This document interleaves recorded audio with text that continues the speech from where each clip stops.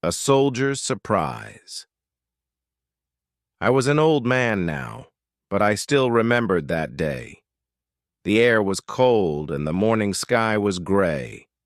My soldiers stood in a perfect line, their uniforms clean, their faces serious.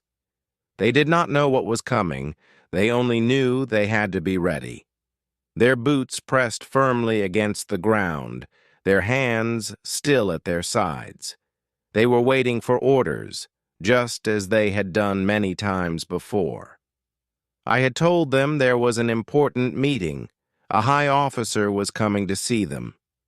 They believed me. They trusted my words. That was what soldiers did. They obeyed without question. But today was different. Today I was not just their officer. Today I was something else. I was the man who would give them back something they had lost. I walked between them, looking at their young faces. They were strong, they were brave, but they were also boys who missed home.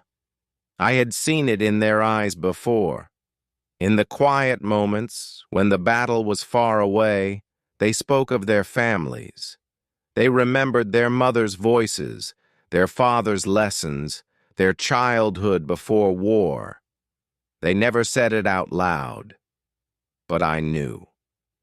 They longed for home, for warmth, for love. The door in front of them was closed. Behind it, a surprise was waiting. I felt my heart beat faster. I had planned this for months. I knew it would change something in them. I knew it would change something in me, too. At first, it had been just an idea, a small thought in my mind. But the more I thought about it, the more I knew it had to happen. These boys had seen too much. They had lived with fear, pain, and loss. Today, they needed something else. Then the door opened. The room was silent. For a moment, no one moved. The soldiers stared, their eyes wide. Then, one by one, they saw.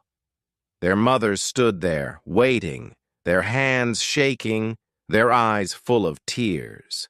Some of them were older, their hair gray, their backs slightly bent. Others were younger, their faces still bright with youth. But all of them had the same look, love, deep and endless. A young soldier gasped. Another covered his mouth. I watched as the first mother stepped forward. Her son looked at her, frozen in place. She opened her arms. He did not wait. He ran to her, and she held him tight. She whispered his name again and again. He closed his eyes, holding on to her as if he would never let go. More soldiers moved. Some walked slowly, their hands trembling. Others ran, forgetting their training, forgetting everything except this moment. The room filled with soft cries and whispers. I stood still, watching. My chest felt heavy. This was not war. This was love. This was what they had been fighting for all along. I stood there, watching the scene unfold before me. It was unlike anything I had ever seen in my years as an officer. The room, once filled with discipline and silence, was now alive with emotion. These were soldiers, trained, strong, and unshaken by battle. But in front of their mothers, they were simply sons again. The weight of war seemed to disappear, if only for a little while. Some soldiers clung to their mothers, as if afraid they might vanish like a dream. Others stood in stunned silence, as if their minds could not accept the reality before them.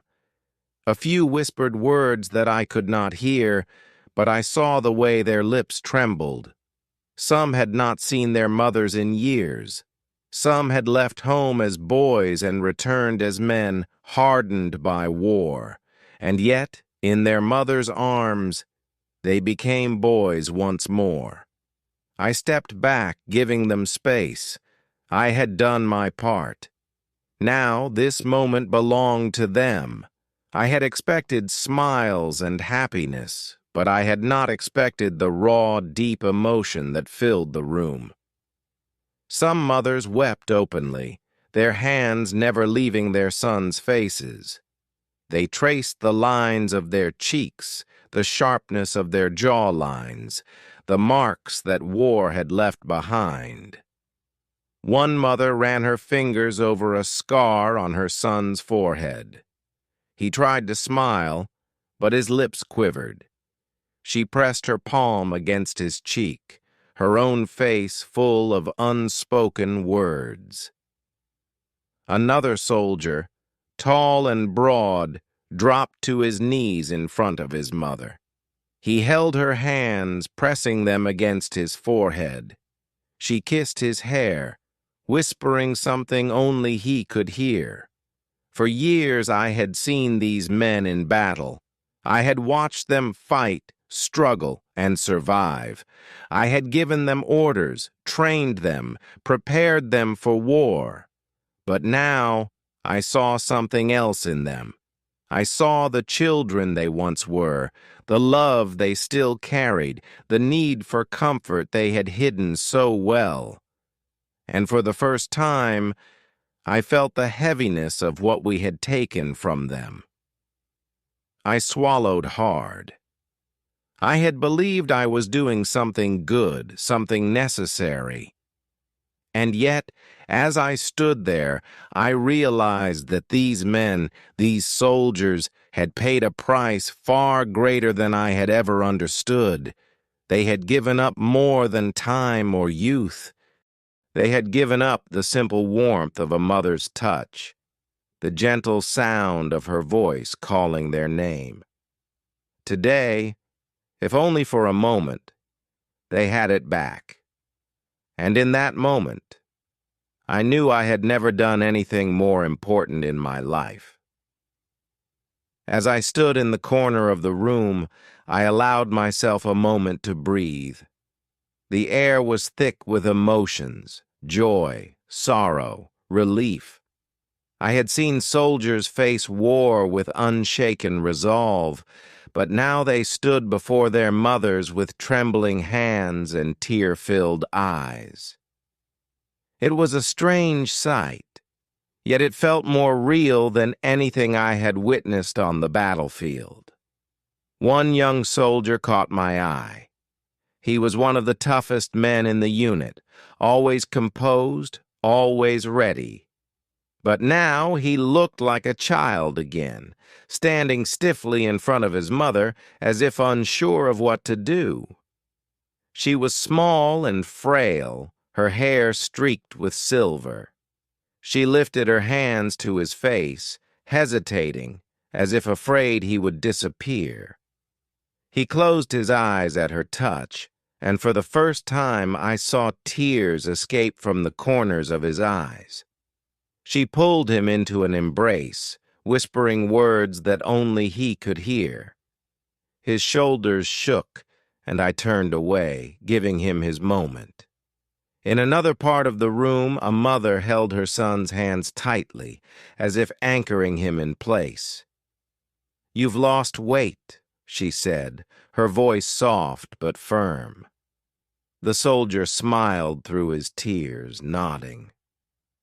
"They don't feed us like you do, Mama," she laughed, wiping his face with her sleeve, as if he were still a little boy playing in the dirt.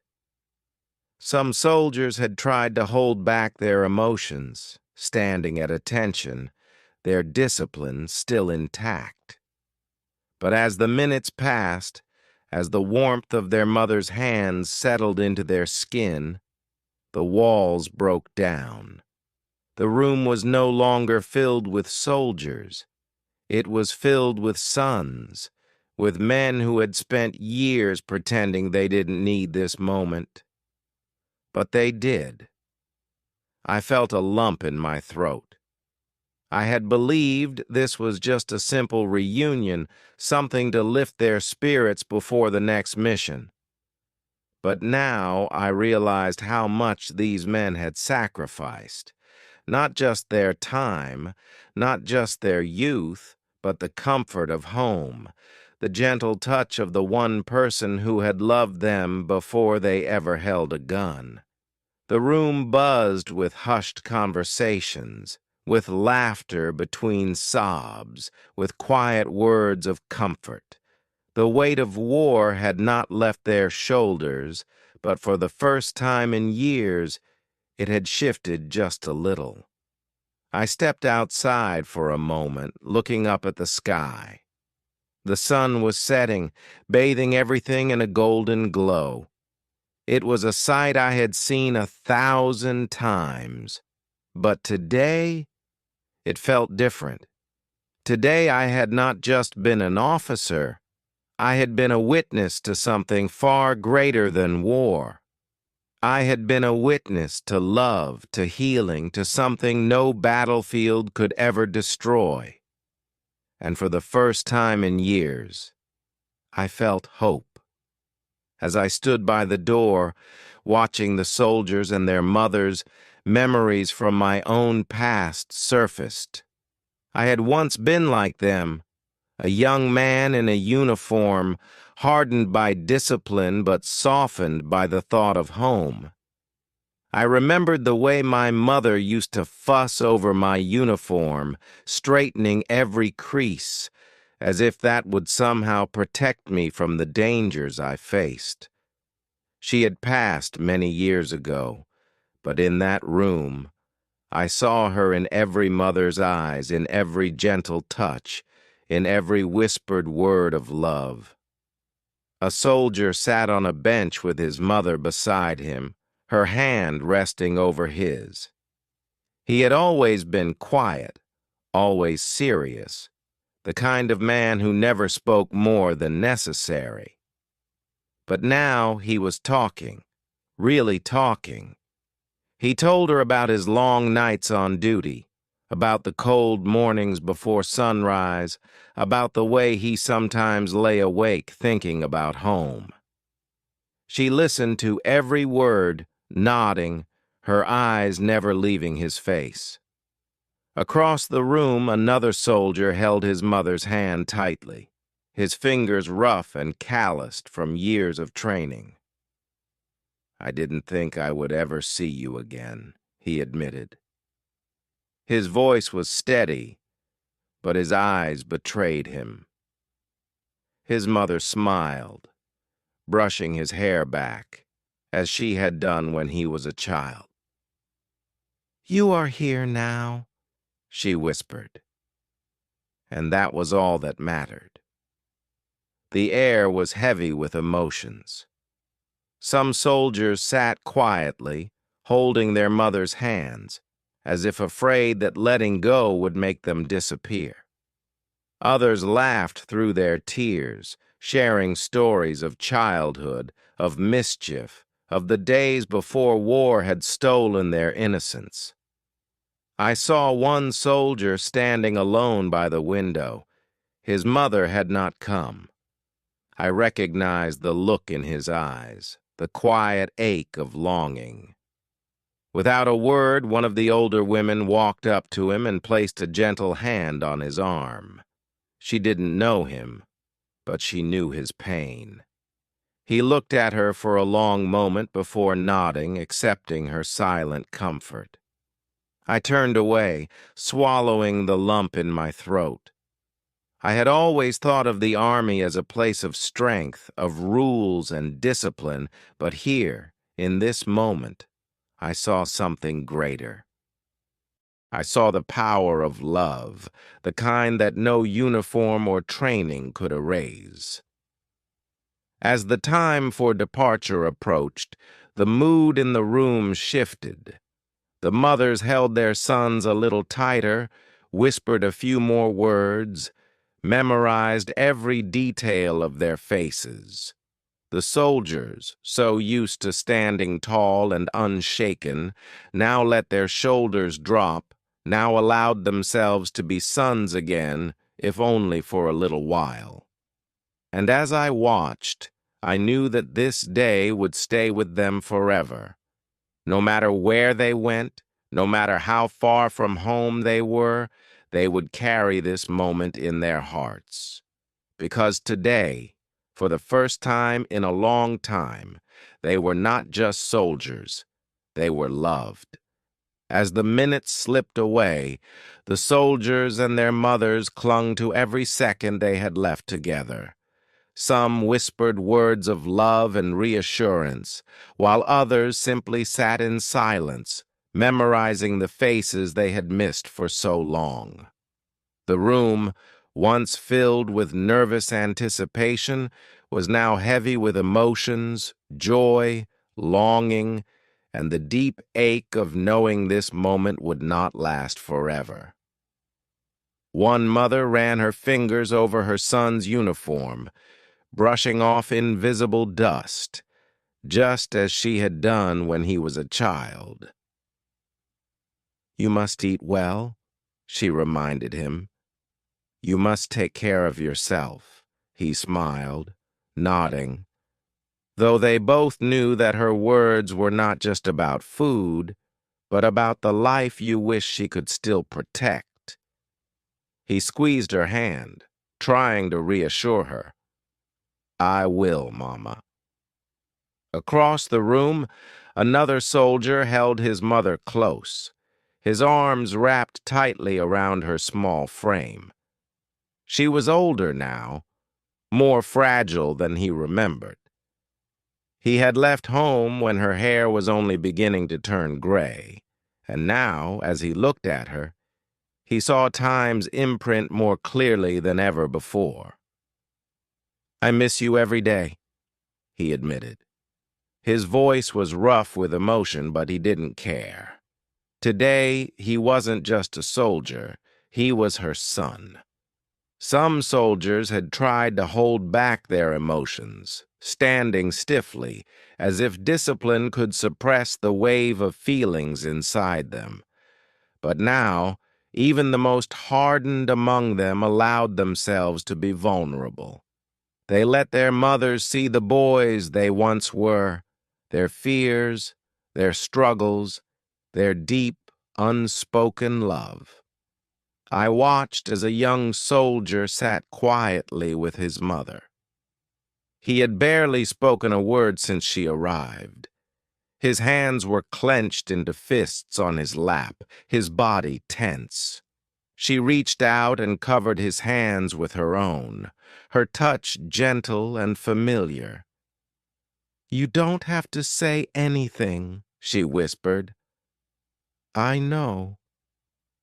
His shoulders shook, and for the first time in years, he let himself cry. In the far corner, an older woman sat beside a soldier who was not her son. She had come because his mother could not. She held his hand as if he were her own, and in his tired eyes I saw gratitude. He may not have had his mother here, but in that moment, he was not alone. As the final minutes approached, I felt a deep weight in my chest. I had arranged this meeting as a gesture, a simple act of kindness, but now I realized it was so much more. This was not just a reunion. It was a reminder of who these soldiers truly were beneath their uniforms, sons, brothers, and boys who still needed the warmth of home. I cleared my throat and stepped forward. "It's time," I announced gently. A hush fell over the room, and for a moment, no one moved. Then slowly, the mothers and sons rose, reluctant to let go. There were final embraces, whispered promises to write, and quiet prayers spoken into the air. And as I looked around, I knew that this moment, brief as it was, would remain with them forever.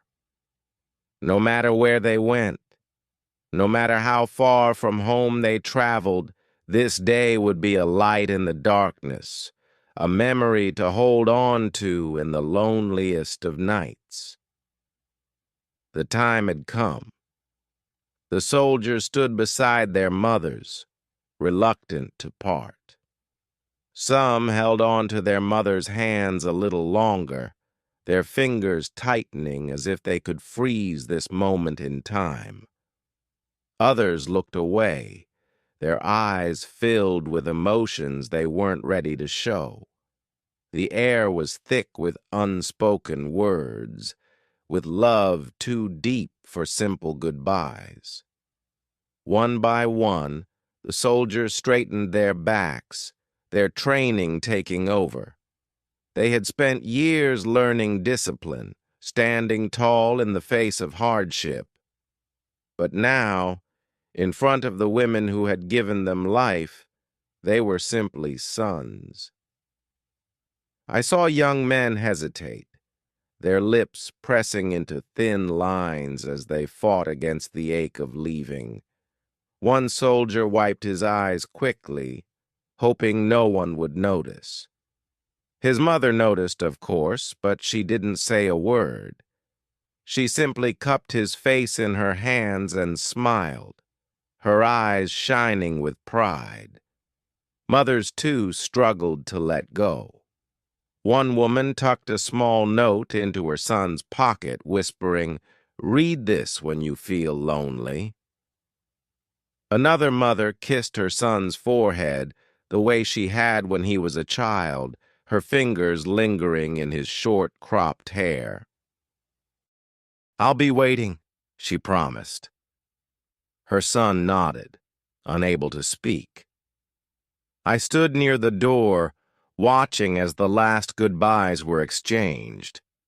A few soldiers had already turned away, their jaws clenched, trying to hold on to their composure. But as they reached the door, many of them stole one last glance. Their mothers stood still, watching them with the same tender expressions they had when sending them off to school so many years ago. Then one voice broke the silence. "Take care of yourself, my boy," a mother called out. Her son turned, flashing a small, sad smile before stepping into the hallway. That one voice opened the floodgates. More voices followed, soft goodbyes, reminders to eat well, promises to write. It was as if they couldn't let go, as if they needed one more moment, one more word to hold on to. As the last soldier left the room, the mothers stood together, some holding on to each other for support. Their sons were gone again, back to their duties, back to the world of discipline and war. But something had changed. The weight of love, of memory, of home. These things would stay with the soldiers long after this day ended. I turned to leave, my heart heavier than I expected.